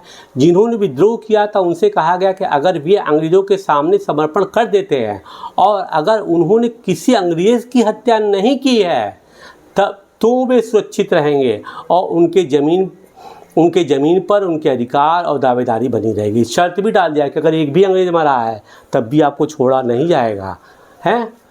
ठीक है। उनके अधिकार और दावेदारी बने। इसके बावजूद सैकड़ों सिपाहियों, विद्रोहियों, नवाबों और राजाओं पर मुकदमे चलाए गए और उन्हें फांसी पर लटका दिया गया।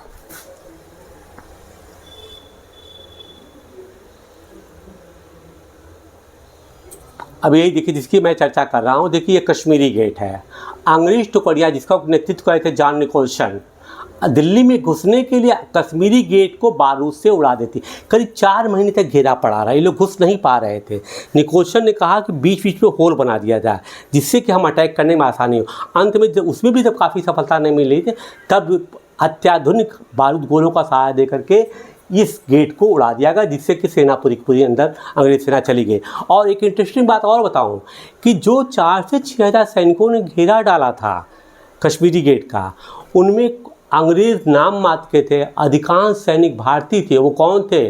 गोरखा रेजिमेंट थी, सिख रेजिमेंट थी। सोच लीजिए क्या स्थिति थी देश की कि हम भारत में पैदा हुए लोग ही जो अंग्रेज़ों का साथ दे रहे थे।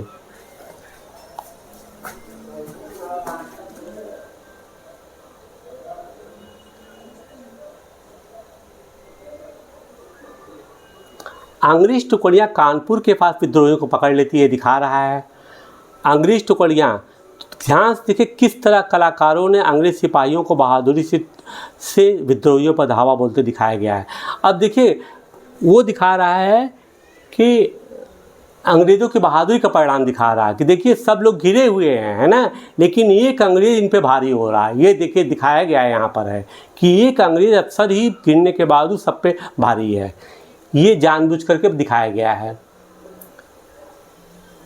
विद्रोह के बाद के साल अंग्रेज़ों ने 1859 के आखिर में ऐसा देश पर दोबारा नियंत्रण पा लिया था, लेकिन अब वे पहले वाली नीतियों के सहारे नहीं चल सकते थे। अंग्रेज़ों ने जो अहम बदलाव किए वे निम्नलिखित है।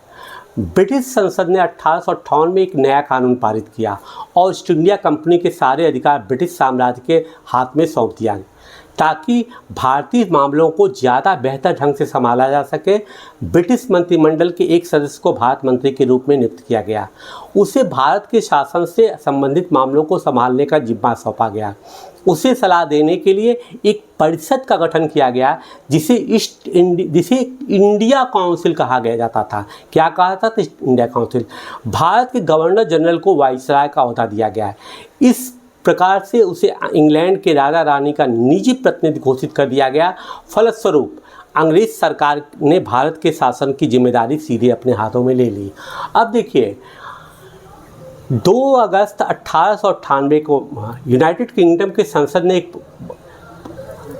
क्या किया? एक प्रस्ताव पारित किया। उन्होंने कहा कि ईस्ट इंडिया कंपनी जो है वास्तव में भारत में शासन तो कर रही है लेकिन सही तरीके से संभाल नहीं पा रही है।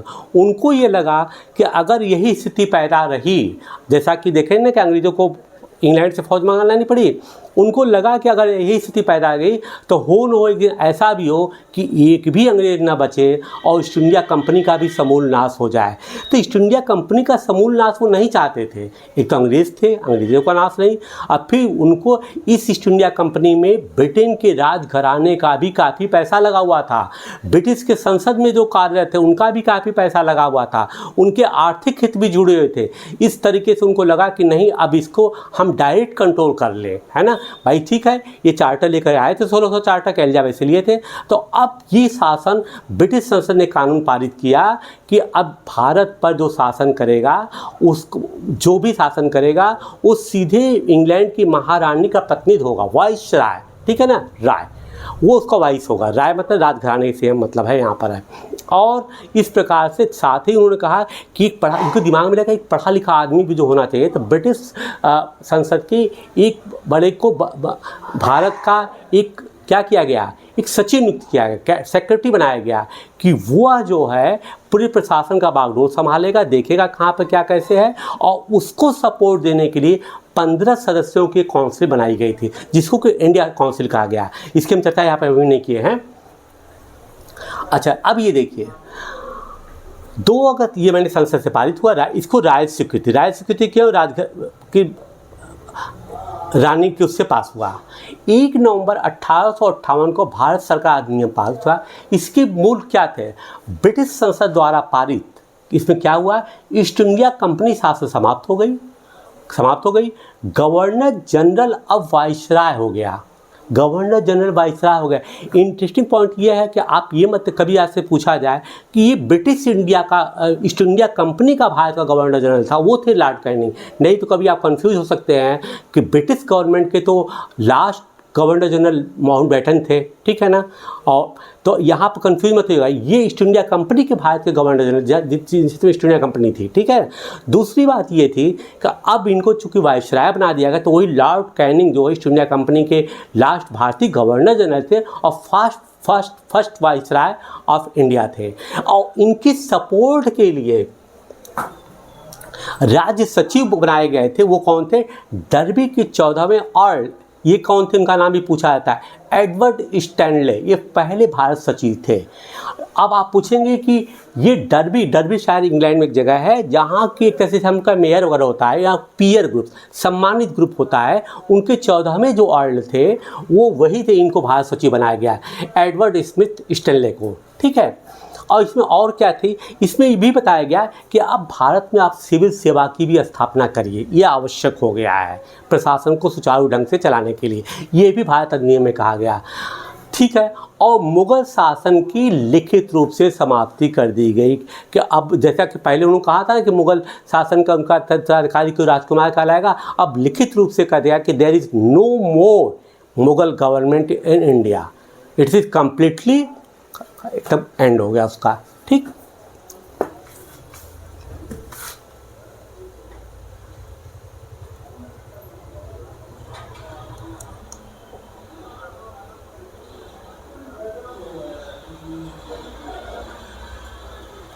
देश के सभी शासकों को भरोसा दिया गया कि भविष्य में वे कभी भी अपने भू क्षेत्र पर कब्जा नहीं किया जाएगा। उन्हें अपनी रियासत अपने वंशजों यहाँ तक कि दत्तक पुत्रों को सौंपने की छूट दे दी गई। देखिए, जहाँ जो अधिकार था दामोदर राव का, नाना साहब का जो अधिकार था, एक तरह से दामोदर राव का विशेष रूप से, देखिए गवर्नमेंट को ब्रिटिशर्स को यहाँ पर सरेंडर करना पड़ गया। जो अगर उन्होंने पहले किया होता शायद रानी लक्ष्मीबाई का विद्रोह नहीं हुआ होता। ठीक है ना।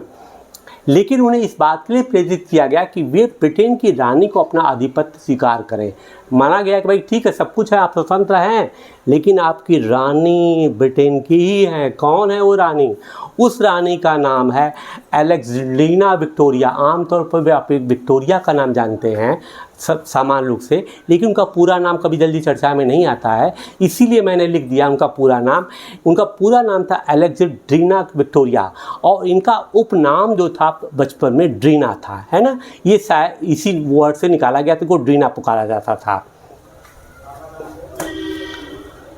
और क्या उन्होंने किया उस एक्ट में? सेना में भारतीय सिपाहियों का अनुपात कम करने और यूरोपीय सिपाहियों की संख्या बढ़ाने का फैसला किया गया। ये इसलिए किया गया कि अब जो मतलब भाई भारतीय सैनिक ज़्यादा थे, वहाँ पर सैन्य विद्रोह हुआ, इससे अंग्रेज मारे जा रहे थे, तो उन्होंने कहा कि इन रेशियो कम किया जाए। अब अंग्रेजी सेना जो यूरोपीय सिपाही जो डोमिनेट करें। यह भी तय किया गया कि अवध, बिहार, मध्य भारत और दक्षिण भारत से सिपाहियों की भर्ती के बजाय अब गोरखा, सिखों और पठानों से ज़्यादा सिपाही भर्ती किए जाएं। उन्होंने क्यों किया? देखिए, जो विद्रोह का केंद्र है ये गोरखा क्षेत्र है नहीं, नेपाल का है। सिख का पंजाब में कोई इस तरह का विद्रोह है नहीं, तो उन्होंने कहा दक्षिण भारत है ना, तो उन्होंने कहा कि इन लोगों को इकट्ठा किया जाएगा। तो इन लोगों को इससे कोई मतलब नहीं था, इनको हम आसानी से समझा सकते हैं, इन लोगों ने कोई विद्रोह नहीं किया, इनके क्षेत्र में कोई समस्या नहीं हुई। तो सेना में ज़्यादा से ज़्यादा नियंत्रण किसका, प्रतिनिधित्व किसका हो? यूरोपियों का हो, और अगर भारतीयों में हो तो वो गोरखा और सिखों का। मुसलमानों की ज़मीन और संपत्ति बड़े पैमाने पर जब्त की गई। उन्हें संदेह व शत्रुता के भाव से देखा जाने लगा। अंग्रेज़ों को लगता था कि यह विद्रोह उन्होंने ही खड़ा किया था। चौथा पॉइंट, अंग्रेज़ों ने फैसला किया कि वे भारत के लोगों के साथ धर्म और सामाजिक रीति रिवाजों का सम्मान करेंगे। भूस्वामियों और जमींदारों की रक्षा तथा जमीन पर उनके अधिकारों को स्वामित्व देने के लिए नीतियां बनाई गई। कहते हैं इस प्रकार 1857 के बाद इतिहास का एक नया चरण शुरू हुआ। सही भाई, अब तो एक नई चीज़ बनाए। अब देखिए, विद्रोह के मुख्य केंद्र वो दिखा रहा है, दिल्ली, मेरठ, बरेली, लखनऊ, कानपुर, फैज़ाबाद, झांसी, जिसकी की चर्चा हम कर चुके थे, है ना। और मुख्य केंद्र तो ये थे, लेकिन वो नहीं करा कि केवल यहीं पर हुआ है, विद्रोह और जगहों पर भी हुआ है, लेकिन वो मुख्य केंद्र उनको नहीं कहा गया है।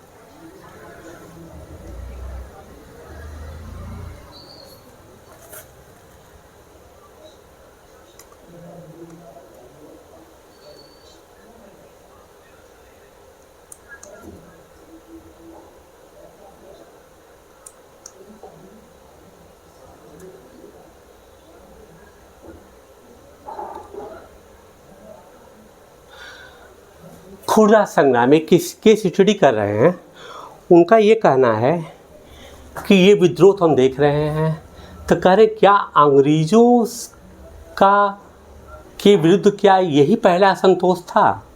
तो अभी आपने देखा हो, कभी किसी लॉ की स्टूडेंट से देखिए या कहीं भी किसी केस में होता केस स्टडी की जाती है, उस केस में क्या हुआ था, है ना। उस केस का कोई भी केस एक मतलब साइटेशन बन जाता है, उदाहरण बन जाता है कि इस केस में क्या हुआ था, कैसे हुआ।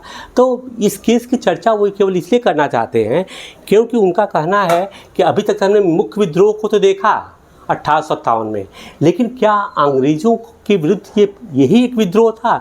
तो कह रहे हैं ऐसा कुछ नहीं था, इसके पहले भी विद्रोह हुआ है। माना कि विद्रोह दबाया गया, सब कुछ किया गया, अंग्रेज़ों को दबना भी पड़ा, अंग्रेज़ों को भी दबना पड़ा, लेकिन इनके विरुद्ध असंतोष का पहला केंद्र जो बहुत बड़ा है वो कहते हैं कि खुर्दा संग्राम। 1857 की घटना से बहुत पहले इसी प्रकार की एक घटना सन 1857 में कहाँ पर हुई, 1817 में खुर्दा नामक के स्थान में घटित हुई थी। हमारे लिए इस घटना का अध्ययन करना और इस बात पर विचार करना भी शिक्षाप्रद होगा कि कैसे अंग्रेज़ों के औपनिवेशिक नीतियों के खिलाफ 19वीं सदी के शुरुआत से ही देश के विभिन्न हिस्सों में असंतोष निर्मित होने लगा था, फैलने लगा था। वो कह रहे कि 1800 ये नहीं है कि 1857 की मध्यकाल के बाद उत्तरार्ध में हुआ, नहीं, 19वीं सदी के प्रारंभ में, उसी की चर्चा कर रहे हैं। खुर्दा कहाँ है? खुर्दा जो कि ओडिशा के दक्षिण पूर्वी भाग में स्थित एक छोटा राज्य था, वह 19वीं शताब्दी के शुरुआत में ही 105 गढ़ों, जिनमें 60 बड़े और 1109 छोटे गांव सम्मिलित थे, एक जनबहुल उपजाऊ क्षेत्र था। इसके शासक राजा वीर किशोरदेव को, किसको?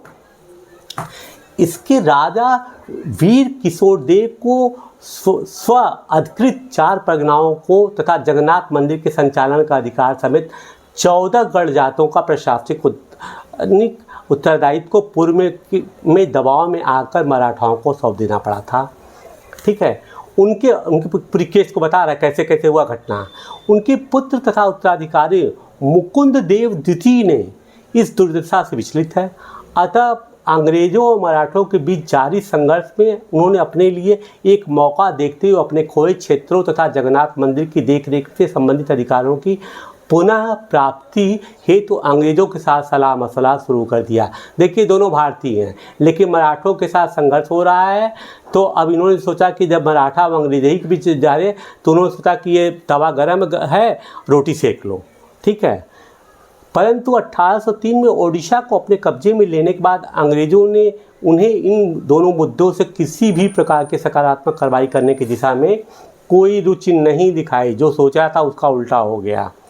परिणामतः ओडिशा के दूसरे सामंत राजाओं के साथ मिलकर तथा मराठाओं के गुप्त समर्थन से उन्होंने जबरन अपने अधिकारों को लागू करने का प्रयास किया। जब देखा कि अब नहीं हो रहा, तब दूसरा पैसा बदला। इसकी वजह से उन्हें अपने पद से विस्थापित होना पड़ा तथा अंग्रेजों ने उनके राज्य को अपने राज्य में मिला लिया। ठीक है, अब क्या हुआ, परिणाम क्या हुआ, देख ही रहे गद्दारी का कि उनके साथ मिले मराठा के साथ सांत्वना के रूप में एक नियमित अनुदान के साथ, जो कि उनकी पूर्व भूसंपत्ति के राजस्व का मात्र 1/10 था। अंग्रेजों ने उन्हें जगन्नाथ मंदिर की देखरेख का दायित्व सौंप दिया तथा उनका निवास पुरी में निश्चित कर दिया गया है। इस अनैतिक व्यवस्था से उड़ीसा में दमनकारी विदेशी शासन के एक ऐसे युग का प्रारंभ हुआ जिसने 1817 में एक गंभीर सशस्त्र संग्राम का मार्ग प्रशस्त किया। कारण आपके सामने देख रहे हैं कैसे कैसे क्या हुआ, 1 बाई 1 कैसे क्या हुआ उसको आप देख रहे हैं। इसकी बहुत ज़्यादा चर्चा हम नहीं करेंगे, ठीक है, क्योंकि टॉपिक लंबा हो जाएगा। खुर्दा के अधीन करने के बाद तुरंत अंग्रेजों ने राजस्व निमित्त जमीन पर कर लगाने की नीति बनाई, जिससे राज्य के पूर्व सैनिक वर्ग देखिए इनके टाइटल क्या है, जिन्हें पाइक नाम से, पाइक कौन है, पूर्व सैनिक वर्ग के जाना जाता था, उनका जीवन बुरी तरीके से प्रभावित हुआ। इस नीति की भयावहता राजस्व की मांग में अनुचित वृद्धि और इस संघर्ष के दमनकारी तरीकों से और बढ़ गई थी। इस कार्रवाई के फलस्वरूप 1805 और 1817 के बीच खुर्दा में बड़े पैमाने पर लोग जमीन छोड़ कर के चले गए। फिर भी अंग्रेजों ने अस्थायी बंदोबस्त के तहत राजस्व भुगतान की नीति को चालू रखा, जिससे जमीन की उपजाऊ क्षमता तथा रैयतों की भुगतान की क्षमता की अनदेखी करते हुए हर वर्ष राजस्व की मांग में भी वृद्धि की गई। रैयत कौन है? किसान, जिसको हम पहले भी कर चुके हैं। यहाँ तक कि प्राकृतिक आपदाओं के समय में भी कोई उदारता नहीं दिखाई गई, जबकि ओडिशा में ऐसी आपदाएं अक्सर आती रहती थी। भाई समुद्र तटीय प्रदेश है, ठीक है, बकायेदारों की ज़मीन पर षड्यंत्रकारी राजस्व अधिकारियों या फिर बंगाल के सट्टेदारों को बेच दिया गया। खुर्दा के विस्थापित राजा का वंशानुगत सेनानायक, कौन? इनका वंशानुगत सेनानायक, मतलब सेनानायक का पद कौन था? वंशानुगत जगबंधु विद्याधर महापात्र भ्रमरवर राय। क्या नाम है इनका? जगबंधु विद्याधर महापात्र भ्रमरवर राय। ये कौन है? राजा खुर्दा के विस्थापित राजा जो कि पद सेनानायक का वंशानुगत था, जिन्हें लोग बक्सी जगबंधु के नाम से जानते थे। कि इनका नाम क्या था? प्रसिद्ध किस नाम थे? बक्सी जगबंधु के नाम थे। वह ऐसे बेदखल हुए जमींदारों में से एक थे। इनको बैठा दिया, इनका भी अधिकार छीन लिया गया। व्यावहारिक रूप से वे एक भिखारी बन गए थे। अपने जैसे ज़मीन से बेदखल लोगों की ओर से संघर्ष करने का निश्चय करने के पूर्व प्राय 2 साल तक उन्होंने खुर्दा के लोगों को शैक्षिक दान से अपना गुजारा किया। स्थिति इतनी खराब हो गई। बीते हुए वर्ष के साथ साथ 2 तकलीफ़ें इन शिकायतों के साथ जुड़ गई थी। नंबर 1 का अंग्रेजी द्वारा इस क्षेत्र में चांदी के सिक्कों का प्रचलन। क्या जुड़ गई थी? अंग्रेजी द्वारा इस क्षेत्र में चांदी के सिक्कों का प्रचलन। इस नई, अब यहाँ पे देख खुर्दा में क्या किया है? अंग्रेज और लोग चांदी का सिक्का बनाना शुरू कर दिए। इस नई मुद्रा मतलब चांदी के सिक्का में राजस्व के भुगतान पर जोर देना। मतलब ये क्या था कि भैया आप जो राजस्व किस में देंगे? चांदी के सिक्के में देंगे। खाद्य सामग्री की कीमतों में अभूतपूर्व वृद्धि तथा नमक की आपूर्ति में कमी जो कि कंपनी के एकाधिकार की नीति के चलते लगभग दुर्बल हो गई थी, जिसके कारण उड़ीसा के पारंपरिक जीवन में नमक बनाने वाले इस काम से वंचित रह गए थे। अब देखिए खुर्दा के विद्रोह का कारण सब बता रहा है। स्थानीय जमींदारियों की कलकत्ता में नीलामी, जिसके कारण ओडिशा में बंगाल के अनुपस्थित जमींदारों का आगमन हुआ, जिसके अतिरिक्त असंवेदनशील तथा भ्रष्ट पुलिस प्रशासनिक व्यवस्था ने भी स्थिति को और दुष्कर बना दिया, जिसके चलते होने वाले सशस्त्र संग्राम ने और भयानक आकार धारण कर लिया। अब कहते क्या? अब देखिए क्या यहाँ पर क्या हो रहा है। जो भी कारण 1 बाय 1 कर रहा है। चांदी का सिक्का, अब कभी इस सिक्के में राजस्व दे दिए। फिर इसके बाद खाद्य सामग्री का रेट बढ़ गया, नमक की आपूर्ति कमी हो गई। फिर इसके बाद जो है इसकी वजह से नमक बनाने वाले जो लोग थे वो भी भागना शुरू कर दिए। फिर स्थानीय जमींदारियों कलकत्ता में नीलामी, उड़ीसा में बंगाल की, अब देखिए यहाँ पर स्थानीय जमींदारियों की कलकत्ता में नीलामी कहाँ हो? ज़मीन कहाँ की है? उड़ीसा की है, जिसके कारण उड़ीसा में बंगाल के अनुपस्थित जमींदारों को बाहर से आ गए जमींदार लोग। अब जब आ गए तो उनको तो वसूली करना था ना। इस प्रकार से व्यवस्था खराब होने लगी। 19 मार्च 1870 को इस संग्राम की शुरुआत तब हो गई जब पाइकों ने क्या किया है ना, पाइकों ने बानपुर में स्थित पुलिस चौकी और अन्य सरकारी संस्थानों पर हमला कर दिया और 100 से अधिक लोगों की हत्या करने के साथ साथ सरकारी खजाने में से एक बड़ी रकम लेकर चले गए। शीघ्र ही खुर्दा को केंद्र स्थापित करते हुए इस घटना की लहर अलग अलग दिशाओं में फैल गई।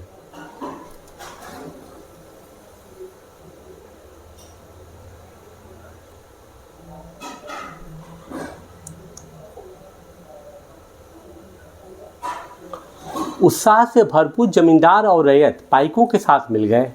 जो इनके साथ नहीं मिले उन्हें प्रताड़ित किया गया और एक कर मत दो अभियान भी शुरू किया गया। कर मत दो अभियान भी खुर्दा में शुरू हो गया। ठीक है। अंग्रेजों ने पाइकों को उनको जमे हुए स्थान से हटाने की कोशिश की, परंतु असफल रहे।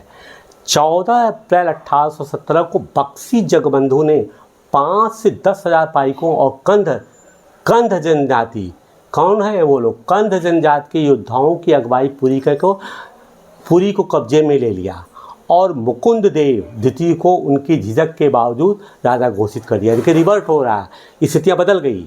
जगन्नाथ मंदिर के पुजारियों ने भी पाइकों का अपना भरपूर समर्थन किया, यथास्थिति कायम कर लिया विद्रोह ने। अब आगे क्या होता है? स्थिति को हाथ से निकलते देख अंग्रेजों ने मार्शल लॉ लागू कर दिया वहाँ पर, सैनिक शासन। जल्द ही घोषित राजा पकड़े गए और उन्हें उनके पुत्र सहित कटक में कारावास दे दिया गया। बक्सी ने अपने करीबी सहयोगी कृष्णचंद्र भ्रमरवर राय के साथ मिलकर कटक और खुर्दा के बीच यातायात के सारे माध्यम काटने का प्रयास किया। इसके साथ साथ संघर्ष ओडिशा के दक्षिण और उत्तरी पश्चिमी हिस्सों में फैल गया।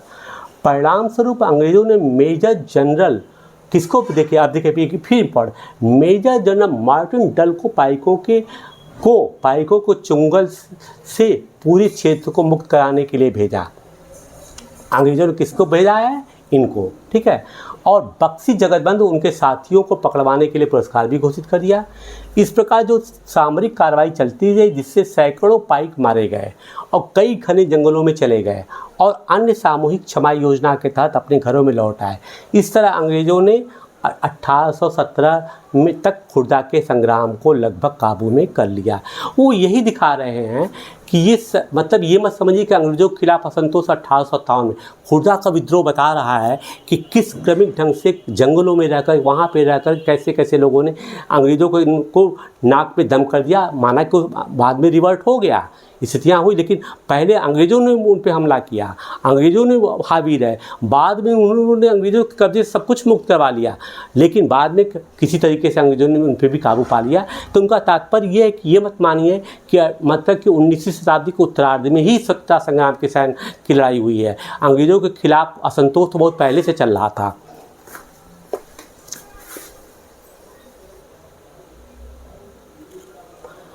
परंतु खुर्दा के बाहरी क्षेत्रों में बक्सी जगबंधु ने कुजंग के राजा जैसे सहयोगी की मदद से और पाइकों को उनके प्रति अटूट निष्ठा के कारण इस संघर्ष को मई 1825 तक जारी रखा। देख लीजिए बक्सी जगबंधु में, है ना, कुजंग के राजा अभी भी चल रहा है।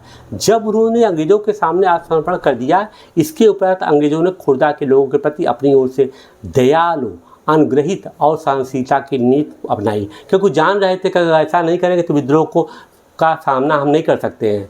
इसके उपरांत अंग्रेज़ों ने खुर्दा के लोगों के प्रति ये बता दिए, पुलिस और न्यायिक व्यवस्था में आवश्यक सुधार किया गया, नमक की कीमतों में कमी की गई जिससे कि लोग को दोबारा अवसर मिले रोजगार का, जिन राजस्व अधिकारियों को भ्रष्ट पाया गया उन्हें कार्य से निकाल दिया गया जो जबरदस्ती या गलत वसूली करते थे, बेदखल जमींदारों को अपनी ज़मीन वापस दे दी गई, दिवंगत खुर्दा कि राजा के पुत्र रामचंद्र देव तृतीय को स्वतंत्र कर पूरी जाने दिया गया और 26,000 रुपये के अनुदान के साथ उन्हें जगन्नाथ मंदिर की देखरेख का दायित्व भी सौंपा गया। संक्षेप में यह उड़ीसा में अंग्रेजों के बीच पहला लोकप्रिय सशक्त संघर्ष था जिसका उस क्षेत्र में ब्रिटिश शासन पर दूरगामी परिणाम पड़ा। अतः इसे मात्र पाइक विद्रोह करना, इसे कमतर आंकना होगा। पाइक विद्रोह का मतलब वो कर रहे हैं कि ये मत मानिए कि भूतपूर्व सैनिकों ने का ही ये विद्रोह था।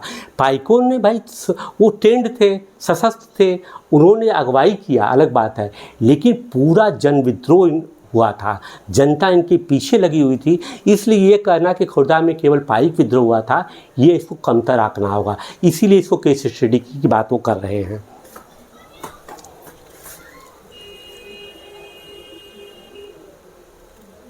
अन्यथा जैसा कि हमने बताया कि भारत की स्थितियों के साथ शीर्ष विश्व में क्या हो रहा है, इस तरह घटना, उसके बारे में भी वो चर्चा कर रहे हैं। जब 1857 में भारत में विद्रोह फैला, उसी समय चीन के दक्षिण भागों में भी एक विशाल जन विद्रोह पैदा होता। ठीक इसी समय देखिए चीन की बात कर रहे हैं। यह विद्रोह 1850 में शुरू हुआ और 1860 के मध्य में जाकर ख़त्म हुआ। हांग जिकुआंग के नेतृत्व में, कौन नेता है इनका? हांग जिकुआंग के नेतृत्व में हजारों मेहनतकश गरीब लोगों ने परम शांति के स्वर्गिक साम्राज्य की स्थापना के लिए लड़ाई लड़ी। इस विद्रोह को टाइपिंग विद्रोह के नाम से भी जाना जाता है, ठीक है ना। ये किसके लिए लड़ रहे हैं? परम शांति के एक स्वर्गिक साम्राज्य की खातिर, है ना। हांग जिकुआंग ने धर्मांतरण करके ईसाई धर्म अपना लिया था और वह कहकर कन्फ्यूशियसवाद और बौद्ध आदि परंपरागत चीनी धर्मों के खिलाफ थे। अब चूंकि ये ईसाई हो गए तो इनको लगता था कि परम शांति के लिए ईसाई धर्म ही श्रेष्ठ है, वो इसका वो आंदोलन करवा रहे थे। टाइपिंग के विद्रोही एक ऐसे साम्राज्य की स्थापना करना चाहते थे जहाँ ईसाई धर्म को माना जाएगा, जहाँ किसी के पास निजी संपत्ति नहीं होगी, एक कम्युनिस्ट व्यवस्था टाइप की है, जहाँ सामाजिक वर्गों तथा स्त्री पुरुष के बीच कोई भेद नहीं होगा, जहाँ अफीम, तंबाकू, शराब के सेवन तथा जुए, वेश्यावृत्ति और गुलामी पर पाबंदी होगी। चीन में तैनात अंग्रेज और फ्रांसीसी सेनाओं ने टाइपिंग विद्रोह को दबाने के लिए किंग साम्राज्य के बादशाह को काफ़ी मदद की। अब देखिए वो कह रहा है कि अंग्रेज़ों का इन्वॉल्वमेंट चीन के विद्रोह को भी दबाने में भी रहा है। माना कि ये क्या था, जो नेता है वो ईसाइयत को फैला रहे थे, लेकिन उनका उद्देश्य धार्मिक उद्देश्य था। ये विद्रोह काफ़ी लंबा चला, लेकिन अंततः इस विद्रोह को दबा दिया गया। इस प्रकार से इस चैप्टर के बारे में मैंने थोड़ा कुछ ज़्यादा ही चर्चा किया है, जिससे कि आपको हिस्ट्री का कॉन्सेप्ट क्लियर हो। केवल न्यूज़ रीडर की तरह से अगर मैं पढ़कर समझा दूँ तो उसको तो आप भी समझ सकते हैं, लेकिन कॉन्सेप्ट क्लियर करने के उद्देश्य से ही मैं इस वीडियो को ज़्यादा लंबा बनाया हूँ। अगले वीडियो में नेक्स्ट टॉपिक में के साथ हम आएंगे। Till then bye bye.